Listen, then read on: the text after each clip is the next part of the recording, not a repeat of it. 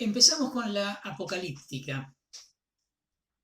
Vamos a ver un poquitito el marco histórico, geográfico, las fuentes, porque tenemos que meternos en un periodo muchas veces pasado por alto o no considerado o olvidado, como más les guste, que es lo que se suele llamar el post-exilio.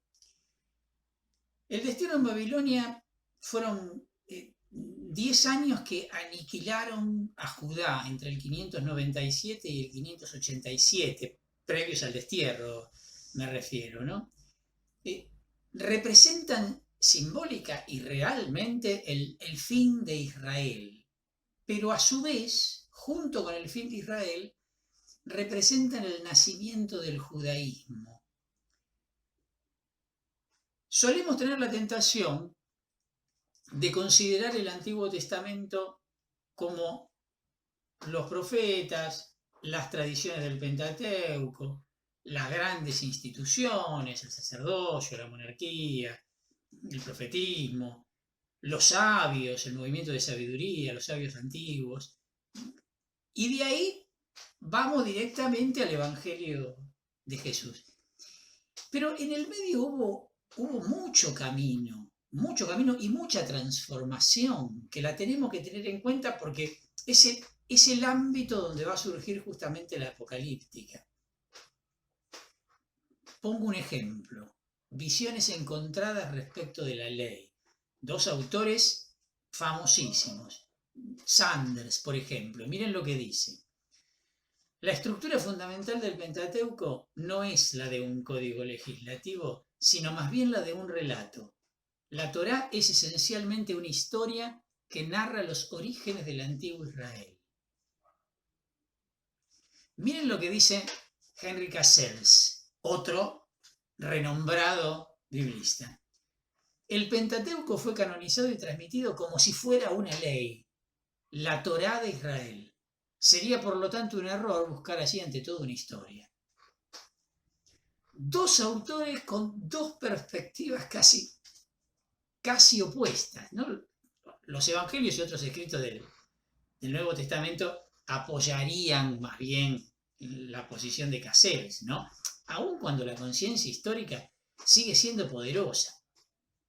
Pero esto tiene sentido si se tienen en cuenta los cambios ocurridos en el posexilio. Tenemos entonces que cambiar nuestra visión, o agrandar nuestra visión.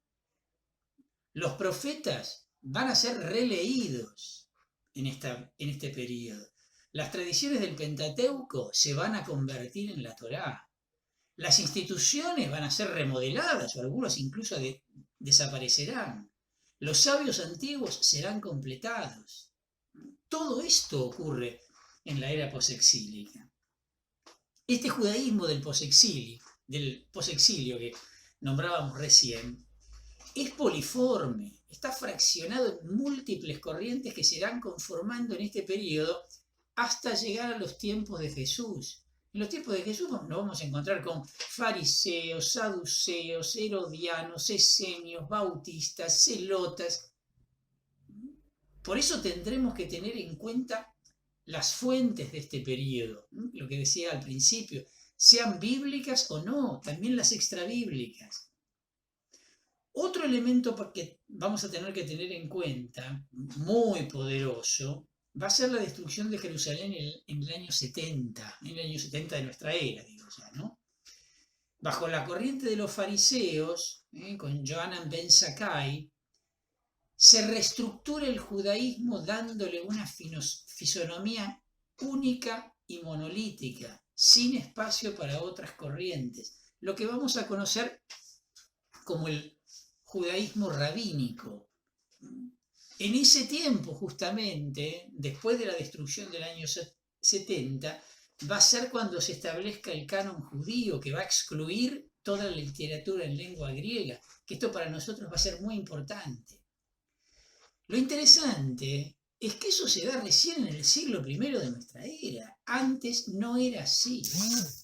De hecho, el movimiento de Jesús se presentó como un movimiento judío entre otros existentes y solo lo vamos a poder comprender en ese contexto.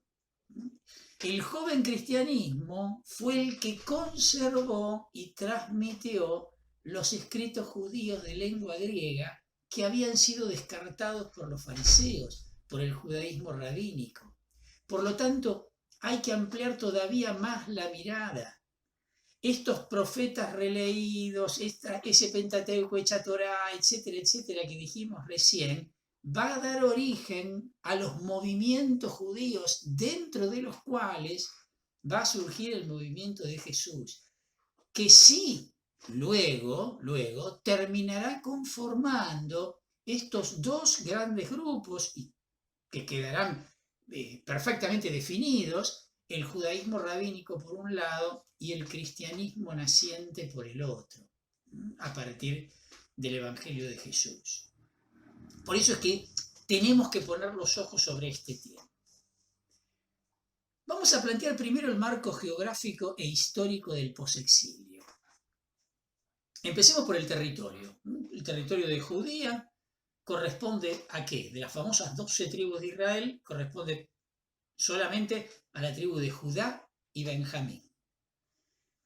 Políticamente hablando, tenemos dominaciones que van pasando a medida que va pasando el tiempo. Los persas en primer lugar, los helenistas en segundo lugar, la dominación romana en tercer lugar. Prácticamente ocupan todo este periodo. Solo tendríamos que poner un paréntesis de 75 años de una pseudo independencia durante la dinastía asmonea. Ya lo vamos a marcar. Pero fundamentalmente, aún la dinastía asmonea tuvo una pseudo independencia, pero dentro de la época del Imperio griego y romano. En cuanto a la lengua, hay una evolución desde el hebreo, que quedó como lengua litúrgica. A partir del siglo VIII, la aristocracia, 8 a.C., por supuesto, ¿no? La aristocracia conoce el arameo, que va a ser la lengua de intercambio comercial. Pero a partir del siglo IV, el griego va a ir progresivamente sustituyendo al arameo. Sin embargo, en Palestina se va a seguir utilizando el arameo. De ahí la existencia de lo que llamamos los targumes o los targumim, que son esa suerte como de traducción-interpretación que se hacía en la sinagoga del texto de la palabra de Dios. Claro, en la sinagoga se leía el texto en hebreo, pero la mayoría ya no conocía el hebreo.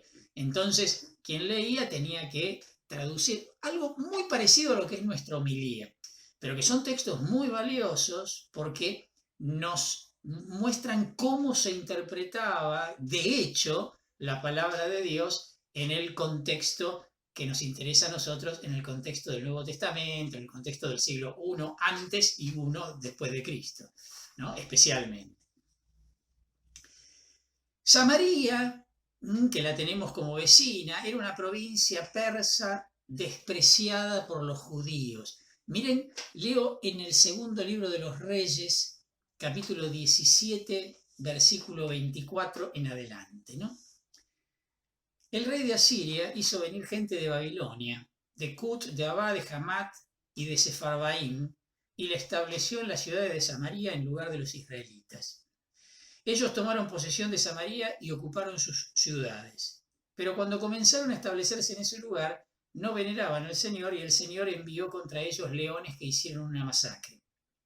Entonces dijeron al rey de Asiria: la gente que has deportado y establecido en las ciudades de Samaria no conoce la manera de honrar al Dios de ese país. Y él les envió unos leones que los hicieron morir, porque ellos no conocían la manera de honrar al Dios de ese país. El rey de Asiria impartió esta orden: manden allí a uno de los sacerdotes de Samaria, que yo he deportado, que vaya a establecerse allí y les enseñe la manera de honrar al Dios de ese país. Uno de los sacerdotes deportados de Samaria fue entonces a establecerse en Betel y les enseñaba cómo se debía venerar al Dios de Israel. Pero la gente de cada nación se hizo su propio Dios y los instalaron en los templos de los lugares altos que habían construido los samaritanos. En cuanto a los sefarvaitas, continuaron quemando a sus hijos en honor de Adramelech y de Anamelech, dioses de Sefarvaim, pero también veneraban al Señor y establecieron sacerdotes elegidos entre su propia gente para que oficiaran en los templos de los lugares altos. Así, aunque veneraban al Señor, servían al mismo tiempo a sus propios dioses según el rito de las naciones de donde habían sido deportados. Hasta el día de hoy, ellos practican los ritos antiguos, no temen al Señor ni practican los preceptos, los ritos, la ley y los mandamientos que dictó el Señor a los hijos de Jacob, a quien dio el nombre de Israel. La tradición viene de aquella época, viene de la invasión asiria, 722 a.C. Acuérdense que antes de Babilonia había estado Asiria. ¿Y qué había hecho Asiria? Había hecho una mezcla de culturas en el lugar, en lo que llamamos el Reino del Norte, que era la representación de la mayor cantidad de las 12 tribus de Israel. Entonces, a partir de la invasión asiria, en toda esa región del norte se fue conformando una suerte de un sincretismo, lo que se suele llamar mezcla de religión de Yahvé con tal cual lo que describe acá. Recordemos además que cuando se provoca el cisma, el reino del norte se queda prácticamente sin nada legítimo, porque tienen que nombrar un rey que ya no pertenece a la dinastía de David, quedaron obviamente fuera de la capital Jerusalén y por lo tanto desconectados ni más ni menos que del templo, con lo cual ya había una situación de offside, digamos, ya en el reino del norte, en el Israel del norte. A medida que fue pasando el tiempo, esto cada vez se fue profundizando más. Miren cómo nombra el libro del Eclesiástico en el capítulo 50, versículo 25-26, dice: hay dos naciones que detesta mi alma, y la tercera no es una nación. Los que habitan en la montaña de Seir, los filisteos, y el pueblo necio que habita en Siquem. Acá están los samaritanos. Esto corresponde a Samaria. Bueno, recuerden todo el contacto con Samaria que aparece en el contexto de los evangelios, ¿no? El Pentateuco va a ser prácticamente el mismo. Por lo tanto, me estoy refiriendo al Pentateuco de los samaritanos, Por lo tanto, hay que suponer profundos contactos entre ambos. Recuerden el diálogo de Jesús con la samaritana en el capítulo 4 del Evangelio de Juan, cuando la samaritana le pregunta: che, ¿cómo es el asunto?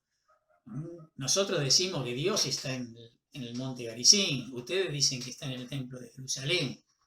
¿Cuál es la posta? Porque es eso lo que le está preguntando la samaritana, viendo que tiene delante a un profeta, a un tipo con autoridad. ¿Y qué le responde Jesús? No, querida, Dios es espíritu. Y los verdaderos adoradores adoran a Dios en espíritu y en verdad. ¿Qué le quiere decir? Ni Garizim ni Jerusalén. O mejor todavía, Garizim y Jerusalén, porque son mediaciones. Lo importante es el encuentro con el Dios vivo, ¿no? Si te encontrás con el Dios vivo en Garizim, metele con el monte Garizim. Si te sirve como referencia el templo de Jerusalén, vamos al templo de Jerusalén, ¿no? Fantástico, fantástico. Bueno, entonces tenemos Judea por un lado, Samaria como nación vecina, y tenemos la diáspora. En el primer libro de los Macabeos, capítulo 15, versículo 1, y más adelante, nos da una idea de la situación. ¿Por qué? Aparece una carta ahí de Antíoco VII a los judíos, está dirigida a los judíos directamente, enviada con copia a una larga lista de pueblos, que eran todos los pueblos donde había presencia judía. Ya en esta época estamos hablando, Ya había comenzado, especialmente con el destierro en Babilonia, había empezado lo que vamos a llamar la dispersión judía. Miren lo que dice en el Estrabón, que es un escrito griego citado por Flavio Josefo. Miren lo que dice. La nación judía ha invadido casi todas las ciudades, hasta el punto de que es difícil encontrar un sitio en todo el universo en donde no haya judíos. ¿Ven? Digo, la diáspora va a tener su gran importancia. La diáspora mira a Jerusalén, tiene como centro de referencia teológica, si ustedes quieren, a Jerusalén. Miren lo que dice el libro de Daniel, capítulo 6, versículo 11. Cuando Daniel supo que el documento había sido firmado, entró en su casa. Esta tenía en el piso superior unas ventanas que se abrían en dirección a Jerusalén, y 3 veces por día él se ponía de rodillas, invocando y alabando a su Dios como lo había hecho antes. ¿Ven? Bueno, como los musulmanes, ¿no? Que en cualquier lugar del mundo donde estén, rezan en dirección a la Meca. Bueno, es la referencia de su centro religioso. Jerusalén sigue siendo la referencia del centro religioso aún para los judíos de la dispersión. Y además, acudían en peregrinación. Acuérdense de las 3 fiestas de peregrinación. La Pascua, la otra que se llama Shavuot, la que es la fiesta de las semanas, o Pentecostés, que conocemos nosotros, y la fiesta de las chozas, el Sukkot, o la de los tabernáculos, que recordaba la estancia del pueblo de Israel en el desierto, después de la liberación de Egipto, camino hacia la tierra prometida. Pagaban el impuesto al templo. El capítulo 13 del libro de Tobías es como una síntesis de la espiritualidad del judío que vivía en el extranjero. Bueno, de esta dispersión judía tenemos que señalar como lugar de referencia, sin duda, la comunidad principal de Alejandría. De ahí va a surgir el libro de la sabiduría, de ahí va a surgir la traducción la famosa traducción de los 70, Filón de Alejandría.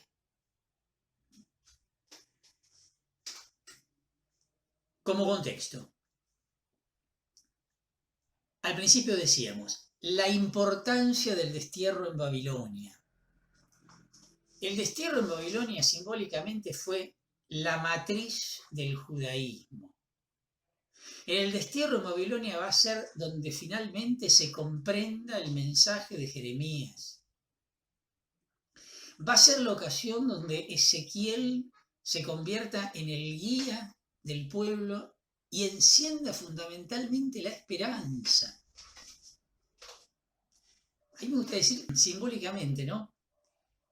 Ezequiel, bueno, y lo que llamamos la tradición sacerdotal en general, lograron convertir el destierro en Babilonia, que para cualquier otro pueblo hubiese sido su fin cultural, porque no se trata de que te maten, ya con que te mezclen con otros pueblos, perdés la identidad y quedás mezclado con otros pueblos, por lo tanto perdés la fisonomía cultural.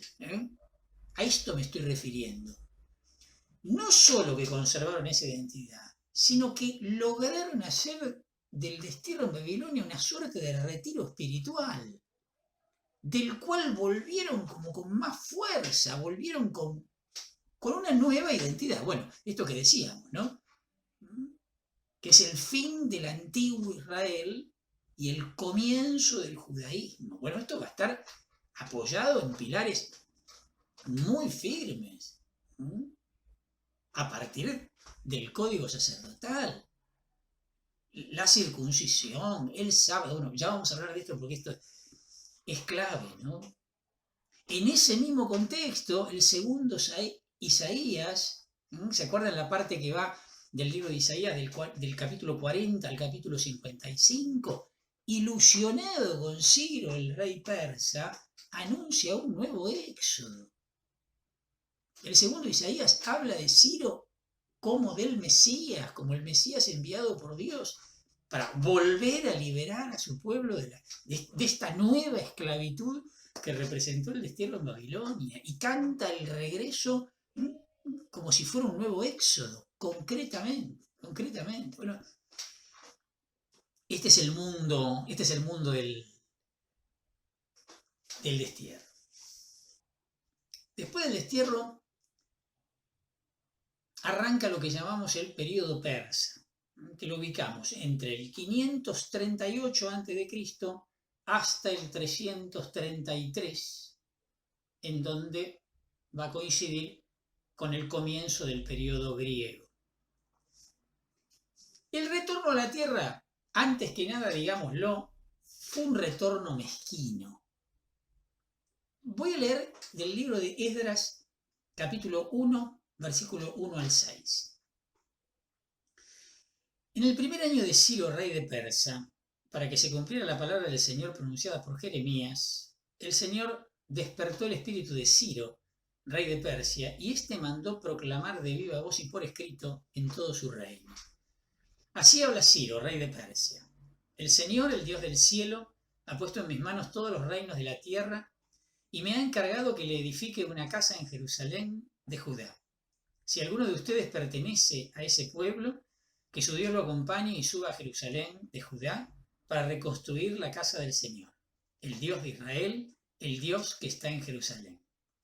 Que la población de cada lugar ayude a todos los que queden de ese pueblo en cualquier parte donde residan, proporcionándoles plata, oro, bienes y ganado, como así también otras ofrendas voluntarias para la casa del Dios que está en Jerusalén. Entonces los jefes de familia de Judá y de Benjamín, los sacerdotes y los levitas y todos los que se sintieron movidos por Dios, se pusieron en camino para ir a reconstruir la casa del Señor que está en Jerusalén. Sus vecinos les proporcionaron toda clase de ayuda, plata, oro, bienes, ganado y gran cantidad de objetos preciosos, además de toda clase de ofrendas voluntarias. Parece bárbaro, ¿no?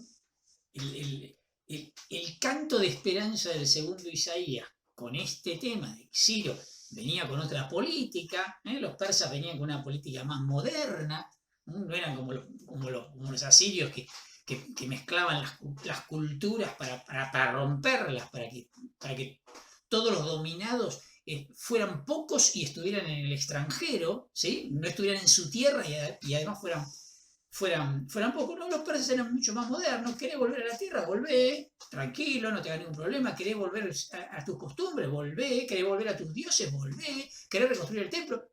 Todo bárbaro. Pagame los impuestos y la tierra es mía, ¿no? Por supuesto. La tierra pertenece al imperio persa, vos hacés lo que quieras en la tierra y pagame el impuesto. Con eso estamos todos tranquilos. Claro, lo que pasa es que para el pueblo de Israel esto fue, entre comillas, una fiesta. ¿Por qué? Porque recuperaban todo lo que para ellos era importante. Podían volver a su tierra, podían reconstruir el templo, podían volver a la ley. Entonces, claro, fue. Sin embargo, lo dije hace un momentito, el retorno fue mezquino. Ya de entrada encontramos el conflicto por la restauración del templo, el entusiasmo de los repatriados por la experiencia del destierro y por la predicación profética, etcétera, etcétera, y se va a ver empañado por un conflicto político. ¿Por qué? Porque los que llegan vienen enviados por el imperio. Primero que no todos regresan, pero los que vuelven vienen enviados por el imperio. Además, no perdamos de vista una cosa importante, que cuando se produce el destierro, los desterrados fueron principalmente la gente influyente. El pueblo que se llama el pueblo de la tierra, los Am Ha-Aretz, el pueblo de la tierra, había quedado en la tierra porque ellos no representaban un riesgo para Babilonia. No fueron todos deportados. ¿Se va viendo? Entonces cuando vuelven, no es que vuelven a un lugar que está vacío y que dice propiedad prohibida, prohibido pasar, propiedad privada, dentro de un tiempo vienen los judíos. No, vuelven a un lugar que está habitado. ¿Por quiénes? Por estos, por los Am Haaretz. La palabra tuvo el mismo camino que tuvo la palabra pagano, que en su origen pagano significa aldeano, campesino, y terminó siendo un término despectivo, el concepto pagano. Bueno, los Amharetz primero estaban relacionados con la tierra. La palabra estaba, digamos, decía relación con la tierra. Luego tuvo un sentido social, los que poseen la tierra, y un sentido religioso, los de la tierra, ni más ni menos que del rey David, o sea, los de la tierra de Yahvé. En la época de Esdras y Nehemías, en el periodo persa, iban a ser los que ocuparon la tierra en la época del destierro. Ya empieza a declinar la categoría.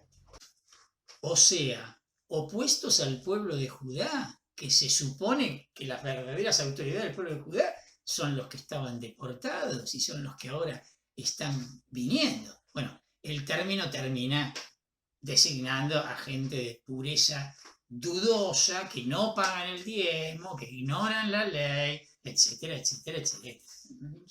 Es la misma gente del pueblo que vamos a encontrar en la época del Nuevo Testamento. Digamos algo de la reforma de Esdras y Nehemías, que fue la reforma que le dio marco a la reorganización del pueblo de Israel a la vuelta del destierro, ¿no? Primero y principal, aparece con claridad meridiana la ubicación de la ley como referencia primera de la identidad judía. Un verdadero anticipo de lo que de hecho terminará pasando, ¿no?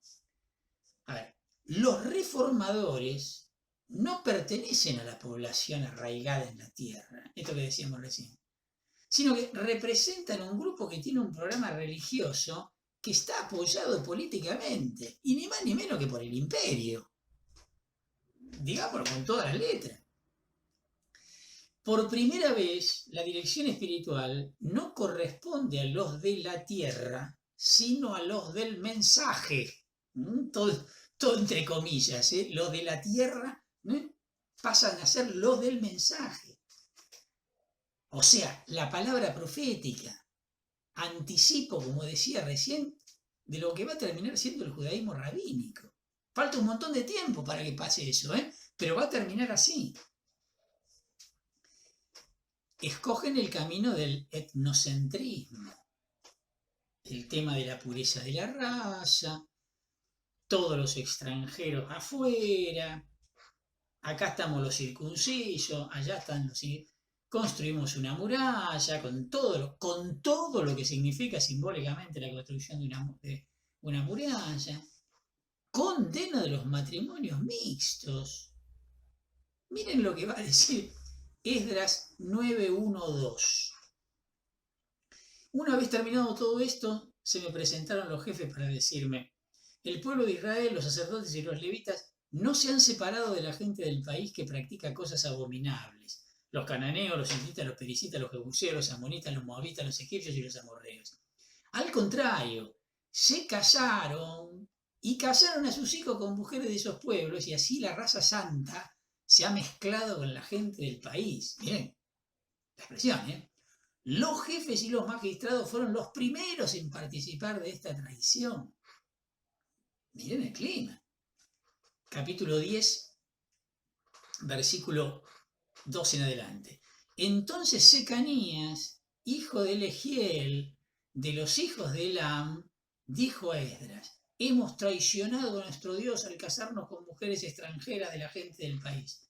A pesar de esto, todavía queda una esperanza para Israel. Ahora, hagamos una alianza con nuestro Dios, comprometiéndonos a echar a todas nuestras mujeres extranjeras y a los hijos nacidos de ellas, conforme a tu consejo y al de aquellos que respetan el mandamiento de nuestro Dios. Que se cumpla lo que ordena la ley. Ley de divorcio obligatorio. A ver, ¿qué está pasando acá?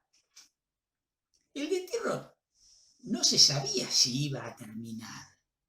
Finalmente terminó, pero no se sabía si iba a terminar, con lo cual muchos judíos empezaron a hacer su vida en el destierro.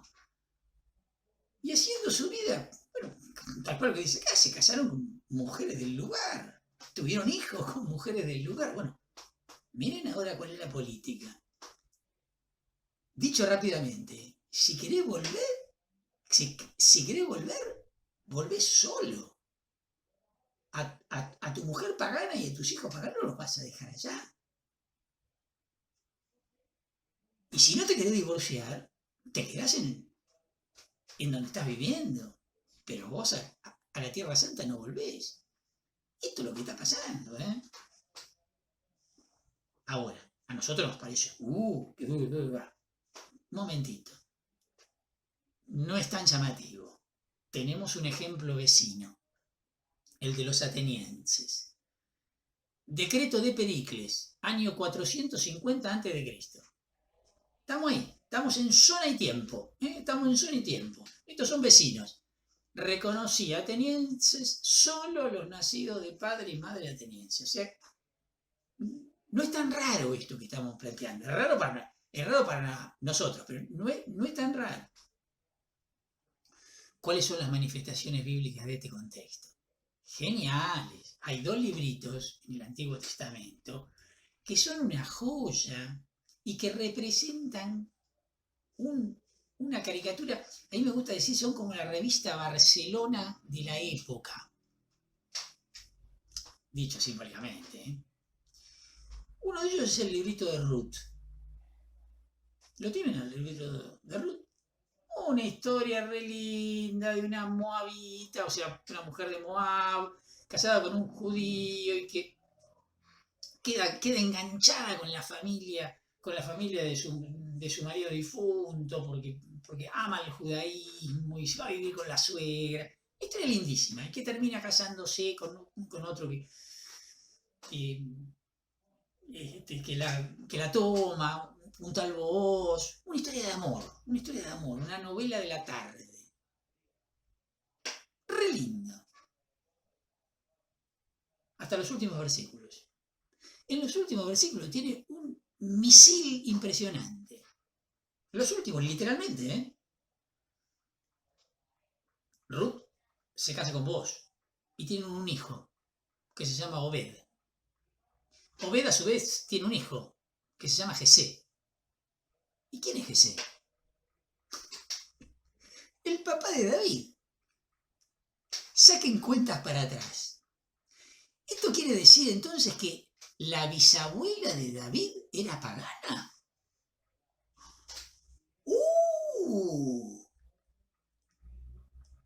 Esdras, Nehemías, estos que están organizando todo con esta mentalidad a la vuelta del destierro. Ojo con el odio a lo extranjero, porque con tanto odio a lo extranjero se me va a quedar afuera hasta el mismísimo David se me queda afuera. El otro librito, mejor todavía, el libro de Jonás. ¿Quién es Jonás? Jonás es la caricatura de Esdras y Nehemías.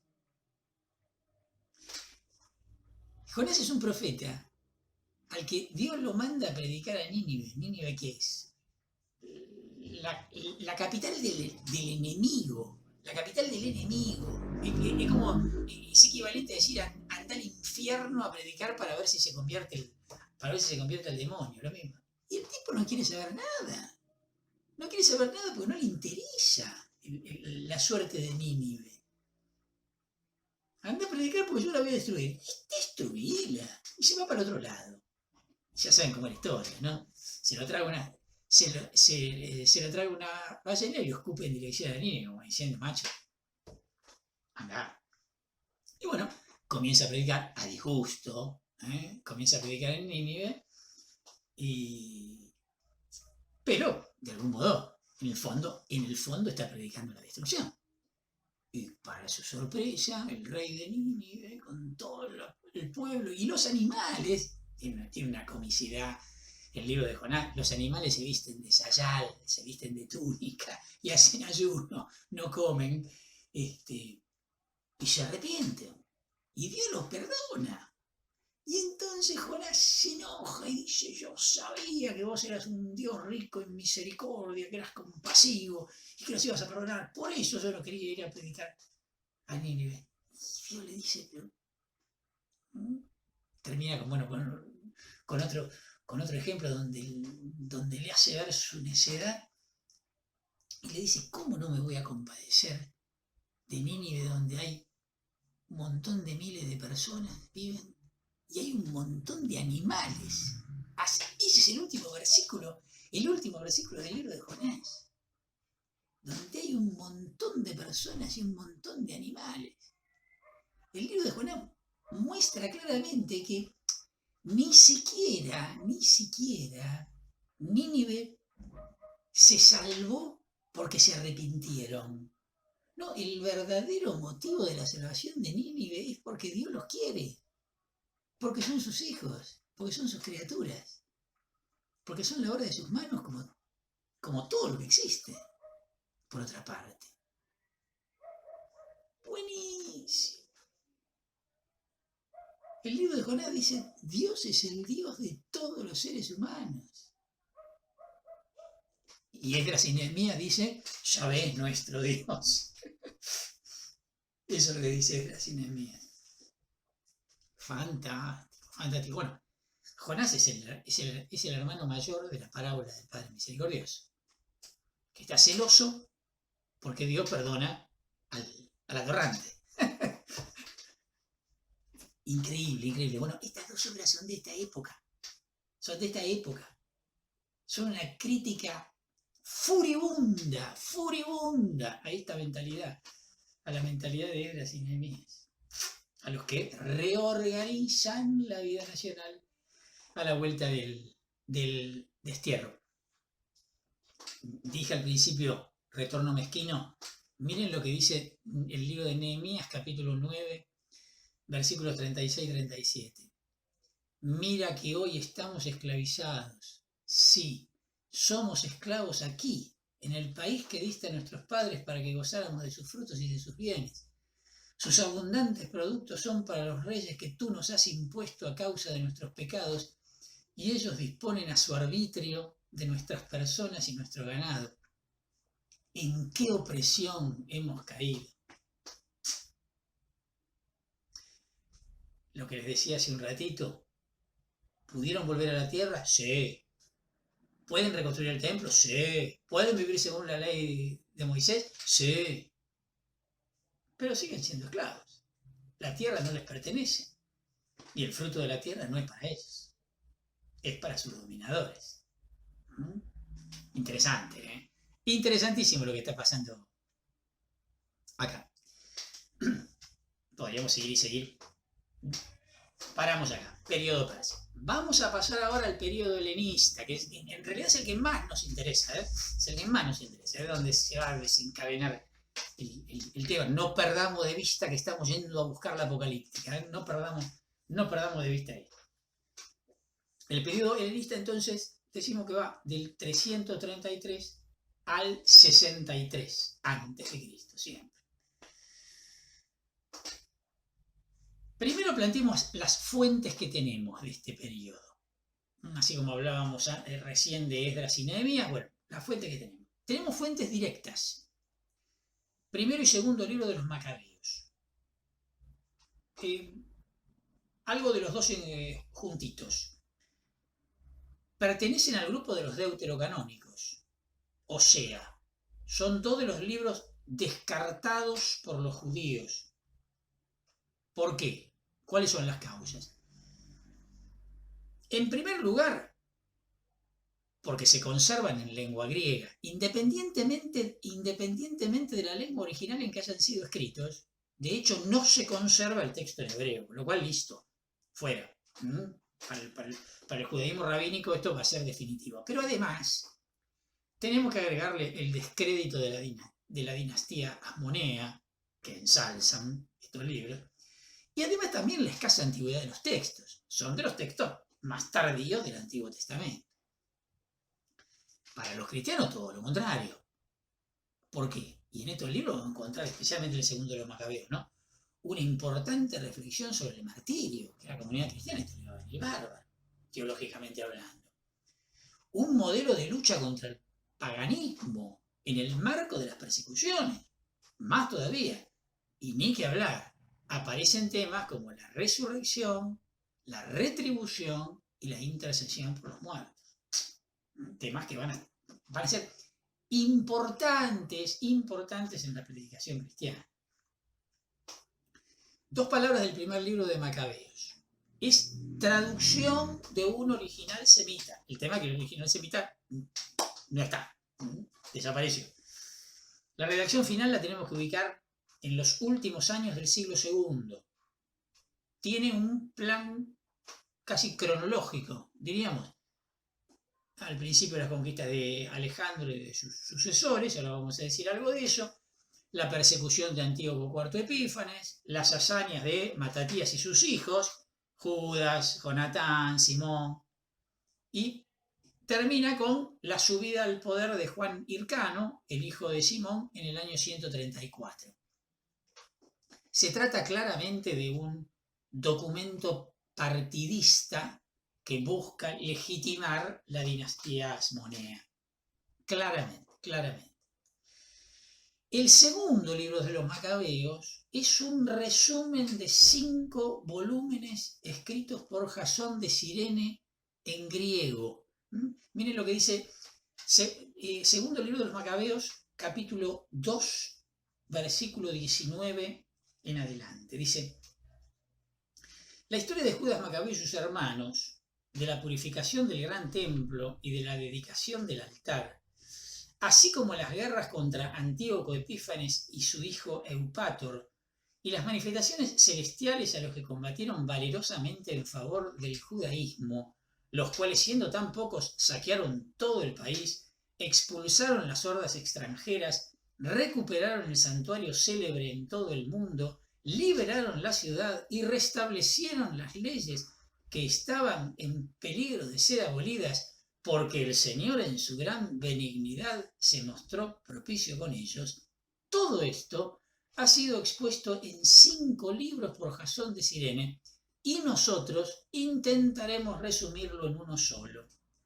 En efecto, teniendo en cuenta la enorme cantidad de cifras y la dificultad que encuentran por la amplitud de la materia los que desean sumergirse en los relatos de la historia, hemos procurado ofrecer un relato ameno para los aficionados a la lectura, práctico para los que quieren grabar los hechos en su memoria y útil para todos indistintamente. Hace un resumen de lo que contiene y además explica el por qué está escribiendo, haciendo este resumen de esos 5 volúmenes que... El texto está encabezado por 2 cartas, año 124, a los judíos de Egipto, exhortando a la celebración del día de la dedicación. La fiesta de la dedicación del templo celebra justamente la reconquista de Jerusalén y por lo tanto del templo por Judas Macabeo en el año 164. El templo, que había sido dedicado a otros dioses, digamos, al culto de otros dioses, se vuelve a dedicar al culto exclusivo de Yahvé. Esto lo pueden leer en el segundo libro de los Macabeos, capítulo 1, versículo 1 al 10. La fiesta de la dedicación es la que conocemos como Hanukkah, la fiesta de las luminarias, esa que dura 8 días.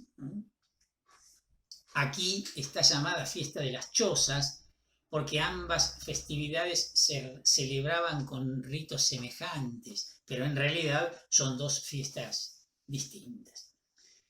La primera parte del segundo libro de los Macabeos se refiere a los sumos sacerdotes, luego la persecución de Antíoco IV, pero exaltando fundamentalmente la valentía de los mártires, y la victoria de Judas sobre Nicanor, el general griego, y la famosa purificación del templo. Es un texto mucho más religioso que el primer libro de los Macabeos.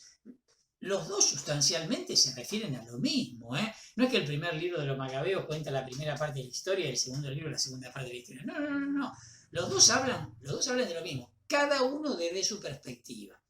En este segundo libro de los Macabeos aparecen temas, adelanté recién algunas cositas, pero el tema de la pureza del templo, entonces, la observancia de la ley, muy, muy fuerte esto, la intercesión por los muertos, que mencionábamos hace un ratito, y el tema de la resurrección.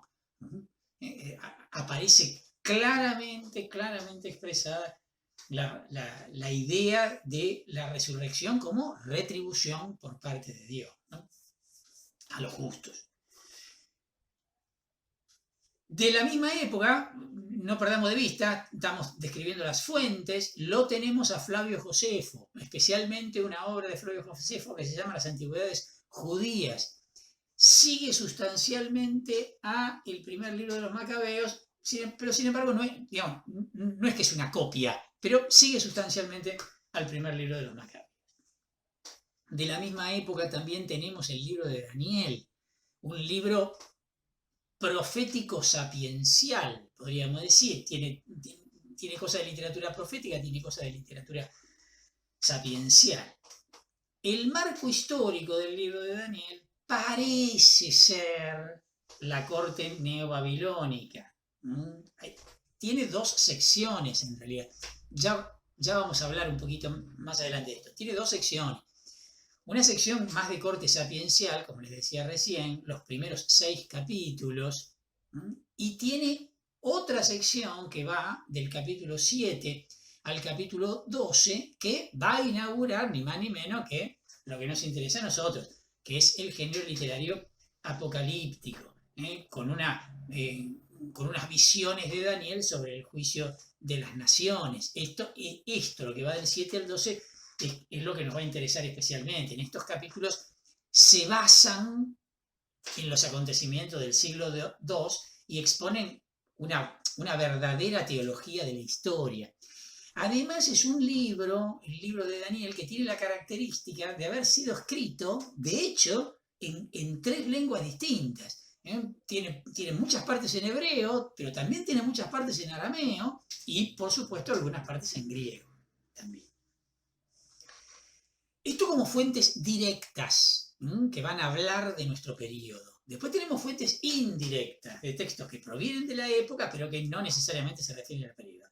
El tercer libro de los Macabeos, compuesto en Alejandría entre el 130 y el 100 a.C., es como un tratado pequeño, apologético, que invita a resistir en la persecución y promete la ayuda de Dios a los fieles, al estilo de la primera parte del libro de Daniel. Y después está el cuarto libro de los Macabeos, una exhortación moral que exalta el ejemplo de los mártires, más bien al estilo del segundo libro de los Macabeos. De esta misma época también tenemos los escritos esenios, que se encontraron en el Mar Muerto. De ahí especialmente la regla de la comunidad, el que se llama Documento de Damasco. Y también tenemos literatura contemporánea, a la época, de género sapiencial, el Sirácida o el libro del Eclesiástico, tiene los dos nombres. De género nacionalista tenemos el libro de Esther y el libro de Judith. Y de género apocalíptico tenemos el libro de Enoc, el testamento de los 12 patriarcas, el libro de los jubileos, por supuesto todos apócrifos, ¿no? Y la parte que va del capítulo 9 al capítulo 14 del profeta Zacarías, también corresponde a esta época. Esto con respecto a las fuentes de que disponemos. Vamos ahora a ver los sucesos ocurridos en este periodo, en el periodo helenista. Alejandro Magno, con la victoria de Isos en el 333 en el norte de Palestina, toma obviamente toda la Palestina y luego va a tomar Egipto, donde funda la famosa Alejandría. A los 12 años de su reinado muere y es sucedido por lo que se llamaron los diádocos, o sea, los sucesores. Estos sucesores se dividieron, de algún modo, el impresionante imperio que había armado Alejandro, un imperio que iba desde Europa hasta la India, ¿no? Uno de los más grandes imperios de la historia. Seleuco I se quedó con la parte de Asia Menor y Siria. De él va a surgir la dinastía de los Seleucidas. Ptolomeo, hijo de Lago, se va a quedar con la parte de Egipto, con la isla de Chipre y la parte sur de Palestina, o sea, el territorio que a nosotros nos interesa. De aquí va a surgir la dinastía de los Lágidas o Ptolomeos. Se la van a nombrar de cualquiera de las dos formas. Y por último, Antígono oftalmología significa ojo, ¿no? Monoftalmos significa Antígono el tuerto, se va a quedar con Macedonia y con las islas. De ahí va a surgir la dinastía de los Antigónidas. ¿A qué viene toda esta descripción? Palestina al principio va a estar bajo dominio lágida, pero luego va a pasar a estar bajo dominio seleucida. Esto lo encuentran en el primer libro de los Macabeos, a partir del capítulo 1. Hay algunos datos que son muy interesantes, y que nos sirven para entender un poquitito más qué fue lo que pasó acá.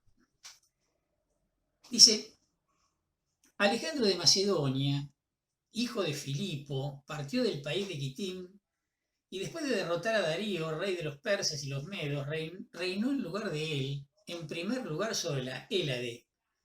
Libró muchas batallas, conquistó plazas fuertes y dio muerte a reyes de la tierra, avanzó hasta los confines del mundo y saqueó una multitud de naciones. Me voy un poquito más para adelante. Salteo el versículo 5.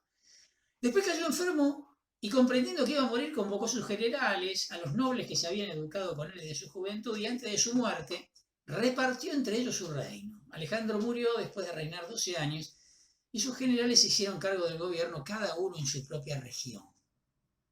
Hasta ahora va describiendo los hechos. Voy al versículo 10. De ellos surgió un vástago perverso, Antíoco Epífanes, hijo del rey Antíoco, que había estado en Roma como rehén y subió al trono el año 137 del imperio griego. Fue entonces cuando apareció en Israel un grupo de renegados, empiecen a notar, un grupo de renegados que sedujeron a muchos diciendo, hagamos una alianza con las naciones vecinas porque desde que nos separamos de ellas nos han sobrevenido muchos males.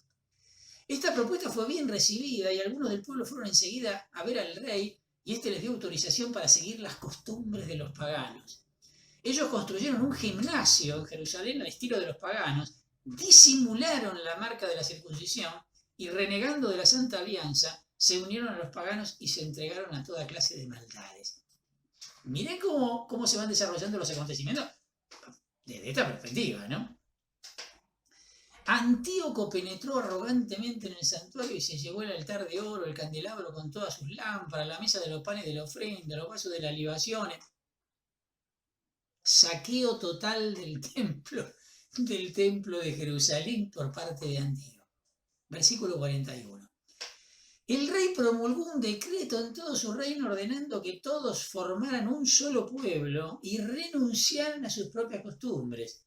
Todas las naciones se sometieron a la orden del rey y muchos israelitas aceptaron el culto oficial, ofrecieron sacrificios a los ídolos y profanaron el sábado.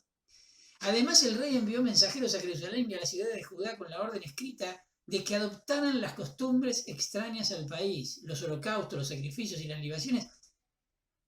Con orden escrita de que adoptaran las costumbres extrañas al país, los holocaustos, los sacrificios y las libaciones debían suprimirse en el santuario. Los sábados y los días festivos debían ser profanados. El santuario y las cosas santas debían ser mancillados. Debían erigirse altares, etcétera, etcétera, etcétera, etcétera. El que no obrara conforme, versículo 50, el que no obrara conforme a la orden del rey debía morir. Versículo 54. El día 15 del mes de Kislev, en el año 145, el rey hizo erigir sobre el altar de los holocaustos la abominación de la desolación.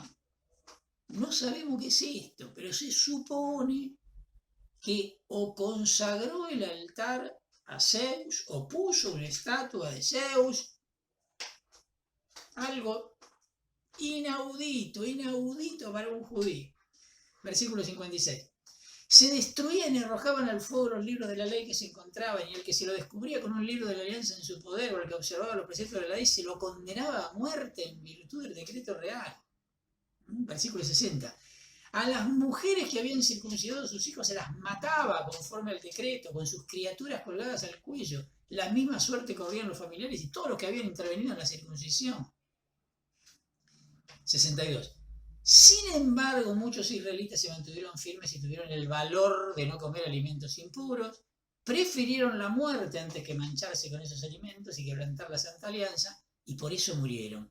Y una gran ira se descargó sobre Israel. Miren el contexto que se plantea. Venimos de una situación de dominación en la época persa y en el comienzo de la época griega, durante todo el periodo de los Lágidas que estábamos diciendo recién, y recién, ya entraba en el periodo seleucida, recién en época de Antíoco IV Epífanes, empiezan a ocurrir estas cosas. Parecería, por lo que dice el texto, que el tipo quiso imponer la cultura griega y por lo tanto la religión griega. El saqueo del templo era para quedarse con los bienes, sin ningún lugar a dudas, y dedicar el templo obviamente al culto. Ahora, de acá podemos sacar dos conclusiones. Primeras. Antíoco IV debe haber tenido problemas fiscales, por eso necesitaba divisa, necesitaba dinero. Claramente, a él no le interesaba el valor simbólico del templo. Lo único que veía era la riqueza que conllevaba. Y lo otro es que seguramente se había empezado a formar un partido judío pro-helenista. Fíjense lo que dice segundo libro de los Macabeos, capítulo 4, versículo 7 en adelante. Después que murió Seleuco y le sucedió en el trono Antíoco llamado Epífanes, ven que recién habíamos leído el primer libro de los Macabeos, ven que el segundo libro de los Macabeos habla de lo mismo. Jasón, hermano de Onías, usurpó fraudulentamente el sumo sacerdocio, prometiendo al rey en una entrevista 360 talentos de plata y 80 de otras rentas. Se comprometió además por escrito a pagar otros 150 talentos si se le concedía la facultad de instalar por su propia cuenta un gimnasio y un ateneo juvenil y de inscribir en un registro los antioquenos residentes en Jerusalén. Con el asentimiento del rey y teniendo los poderes en su mano, comenzó rápidamente a introducir entre sus compatriotas el estilo de vida de los griegos. Suprimió los humanitarios privilegios que los reyes habían concedido a los judíos, derogó las instituciones legales e introdujo nuevas costumbres contrarias a la ley. Así se dio el gusto de fundar un gimnasio al pie mismo de la Acrópolis e indujo a lo mejor de la juventud a los ejercicios atléticos. Era tal el auge del helenismo y el avance de la moda extranjera, debido a la enorme perversidad de Jasón, el cual tenía más de impío que de sumo sacerdote, ya que ya los sacerdotes no tenían ningún celo por el servicio del altar, sino que despreciaban el templo. Apenas se daba la señal de lanzar el disco, dejaban de lado los sacrificios y se apresuraban a participar en los ejercicios de la palestra, que eran contrarios a la ley, sin mostrar ningún aprecio por los valores nacionales. Juzgaban las glorias de los griegos como las mejores, pero esto mismo los puso en grave aprieto, porque después tuvieron como enemigos y opresores a aquellos mismos cuya conducta emulaban y a los cuales querían imitar en todo, porque no se violan en vano las leyes divinas. ven lo que hay acá atrás de fondo. Estos eran judíos. Acá no está hablando de Antíoco IV Epífanes. Sí, pero está como atrás. Está dando permiso a Antíoco IV. Acá es Jasón el que está pidiendo estas prerrogativas. A ver, en verdad esto debe haber sido Antíoco. Estaría tratando de reprimir una agitación en una provincia que para él era estratégica. Acá está ocurriendo más bien una guerra civil entre facciones judías, que además se puede entender perfectamente lo que está pasando. Estaban algunos judíos que eran, dividamos en dos, al menos para ser más fácil. Debe haber habido muchos más grises en el medio, pero unos más nacionalistas, más aferrados a la ley, más aferrados a la costumbre, que son los que se quejan de todo esto. Pero hay otros que están viendo en el Imperio griego, hablemos en términos modernos, el nuevo orden internacional. Esa perspectiva que decir, si no me adapto a lo que viene, nos pasan por encima. Debe haber dicho más de uno. Y entonces está diciendo, ¿me entienden? ¿Me entienden? Esto ha pasado y pasa a lo largo de toda la historia. Cuando surge una dominación hegemónica al modo como era la dominación griega. Había muchos que querían subirse a ese carro, pasar a formar parte de eso. ¿Se entiende? Y el conflicto estaba adentro en realidad, principalmente. Históricamente hablando, Antíoco no habría emprendido una reforma religiosa semejante, porque de hecho no lo hizo en ningún otro lado. Entonces no lo hubiera hecho si no hubiese tenido una pata local donde apoyarse. ¿Se entiende? Después en la historia terminó siendo el malo de la película, el único y definitivo malo. Ya después lo vamos a ver con otros textos, ¿no? ¿Quiénes eran estos prohelenistas? Y estos evidentemente no consideraban una apostasía estas innovaciones culturales. Lo consideraban innovaciones, justamente. Buscaban acomodarse al nuevo orden internacional. Querían establecer en Jerusalén una polis, digamos, una ciudad moderna. Y para eso había que, entiéndanme, entre comillas, había que reformar la Constitución. ¿Y cuál es la Constitución de los judíos? Y ni más ni menos que la Torá. Esa que había sido autorizada por los persas y sobre la cual estaba fundado todo el judaísmo. Además, acuérdense que lo dijimos, ¿no? Pero que es además que había sido respetada por los lágidas y por los seleucidas anteriores. Fue entonces en nombre de esa ley, justamente, que se organizó la resistencia. 1 Macabeos 2:27. Luego comenzó a gritar por la ciudad con todas sus fuerzas. Se está refiriendo a Matatías, padre de Judas y de sus hermanos. Todo el que sienta celo por la ley y quiera mantenerse fiel a la alianza, que me siga. Y abandonando todo lo que poseían en la ciudad, él y sus hijos huyeron a las montañas. Claro. ¿Qué es lo que está pasando acá?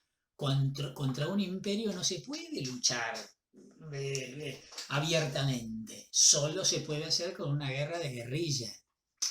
Entonces se fueron a la montaña a organizarse, se fueron a armar, digamos, para organizar la resistencia. Fantástico esto, ¿eh? En este contexto fue donde empieza a forjarse la palabra judaísmo. Parece que fue adoptada por los judíos de lengua griega para definirse frente al helenismo. Aparece por primera vez la palabra en el segundo libro de los Macabeos, capítulo 2, versículo 21. Primera vez, después va a aparecer otras veces. pretende englobar el concepto, la fe judía, las costumbres, el arraigo étnico. Es un concepto que polemiza contra todo lo que pudiera amenazar la identidad judía. De hecho, fíjense que Pablo usa el término para expresar su celo por la ley. Lo usa en Gálatas 1, versículos 13 y 14. Él, cuando habla de su identidad, usa más bien la palabra hebreo, hijo de hebreos, ¿sí? De la tribu de Benjamín, ¿se acuerdan? En otros textos. Pero cuando quiere hablar de su celo por la ley, habla de este término.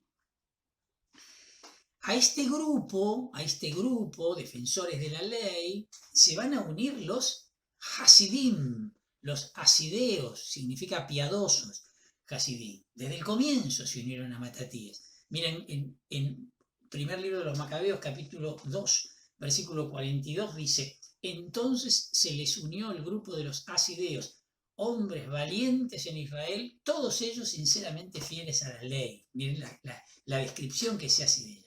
Se los relaciona con los escribas en el primer libro de los Macabeos. ¿Qué está pasando con esta gente? Son los que están directamente relacionados con la Torá. La posibilidad de la abolición de la Torá o de un cambio en ella los dejaba sin razón de ser. O sea, los tipos tenían un interés político también, además de religioso, porque en la Torá estaba justamente su cuota de poder. Fueron apoyados por los sectores más humildes. Esto es importante que lo anotemos. Se empieza a establecer como una división entre los sectores más humildes, asociados a los más piadosos, a los más respetuosos de la ley, etcétera, etcétera, contra la aristocracia pro-helenista, que nuclea más bien a los que van teniendo concentrado, y esto determinará, concentrándose todo el poder, y cuando digo todo el poder, digo todo el poder. El político, el religioso, el económico. Hegemonía total, total. El fin de la persecución, de Antiguo Cuarto, digo, ¿no? O de lo que está narrado como persecución, ocurre luego del triunfo de Judas Macabeo, con la purificación del templo y la muerte de Antíoco IV. Esto lo encontramos en el primer libro de los Macabeos, entre los capítulos 3 y 6. En el 162, Antíoco V revoca el decreto de abolición del judaísmo. Miren lo que dice en el segundo libro de los Macabeos, capítulo 11, versículo 22 al 26. La carta del rey estaba concebida en estos términos. El rey Antíoco saluda a su hermano Lisias. Habiendo pasado nuestro padre a la compañía de los dioses, se está refiriendo a Antíoco IV Epífanes, deseamos que los súbditos de nuestro reino puedan dedicarse sin temor al cuidado de sus propios intereses. Y como hemos sabido que los judíos no quieren adoptar las costumbres helénicas promovidas por nuestro padre, sino que prefieren seguir sus propias costumbres y piden que se les permita vivir conforme a sus leyes, deseosos de que también esta nación esté tranquila, decretamos que su santuario sea restituido a su primitivo estado y que ellos se gobiernen de acuerdo con las costumbres de sus antepasados.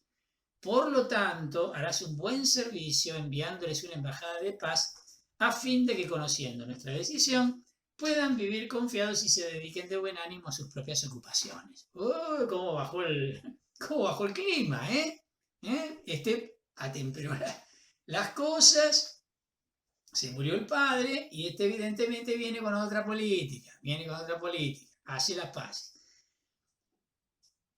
Ahora, fíjense qué curioso. A pesar de esto, Judas no dejó de combatir. O sea que su proyecto incluía una expansión territorial también. No es que, listo, ahora tenemos de vuelta el templo consagrado a Yahvé y planto banderas. No. En cambio, los hasideos ya habían recobrado su parte de poder Con lo cual queda claro que también tenían intereses políticos. ¿Sí? Los asirios se quedan tranquilos. Lograron su objetivo. La Torá sigue vigente. Sigue siendo el lugar de la identidad judía. Aquí es donde va a surgir lo que llamamos la dinastía Asmonea. A la muerte de Jonatán, asume Simón, todos hijos de Matatías, y por lo tanto todos hermanos de Judas. En adelante, Judea estará gobernada por un judío con funciones de gobernante, de ahí viene la palabra hegemón, y sumo sacerdote. Miren lo que dice el primer libro de los Macabeos, capítulo 13, versículos 41 y 42. El año 170, Israel fue liberado del yugo de las naciones. A partir de entonces, el pueblo comenzó a escribir en los documentos y contratos: año primero de Simón, sumo sacerdote insigne y general en jefe de los judíos. Esto, ya está. Está todo adentro.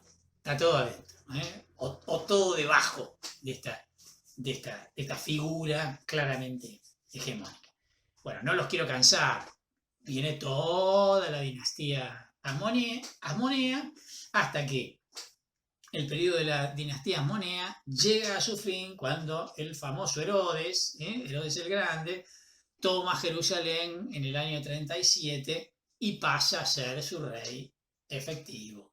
¿Sí? Y de ahí ya enganchamos lo que conocemos por el Nuevo Testamento. Herodes en realidad se ubica por una tranza que hace con el Senado romano a finales del año 40, y por otra parte el tipo vivo se alía con la familia de los asmoneos, casándose con Mariam I, nieta de Aristóbulo y de Ricano, etcétera, etcétera, etcétera, con lo cual tenía una suerte de conexión, pero muy débil con la dinastía asmonea. Pero en realidad el poder le viene del imperio romano, porque ya a esta altura ya estamos en el imperio romano. Acuérdense que el periodo griego llega hasta el año 63. De esta época también, claramente, ya venían apareciendo antes, ¿no? Pero surge el partido de los saduceos. Sostuvo espontáneamente la dinastía asmonea. Sus miembros provenían del alto clero y de la aristocracia, eran los que tenían el poder de verdad.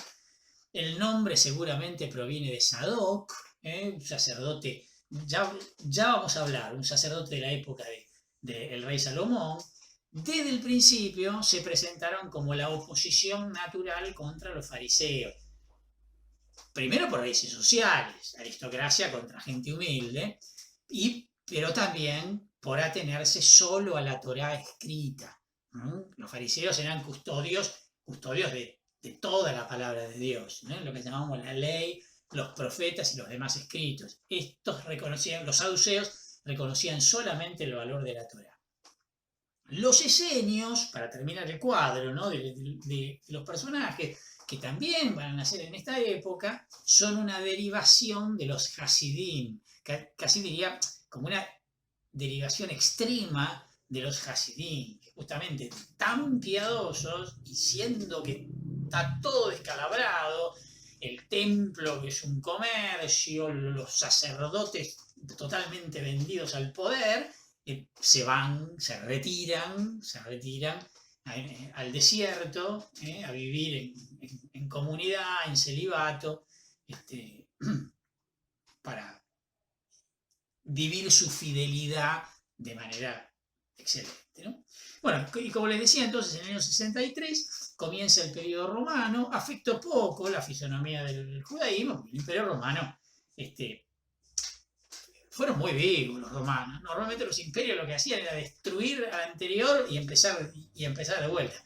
Los romanos se dieron cuenta que los griegos tenían una cultura muy superior a la de ellos, con lo cual no destruyeron nada, copiaron todo, y por eso que cuando se habla de historia de la cultura se habla del periodo grecorromano, porque los romanos continuaron la cultura griega.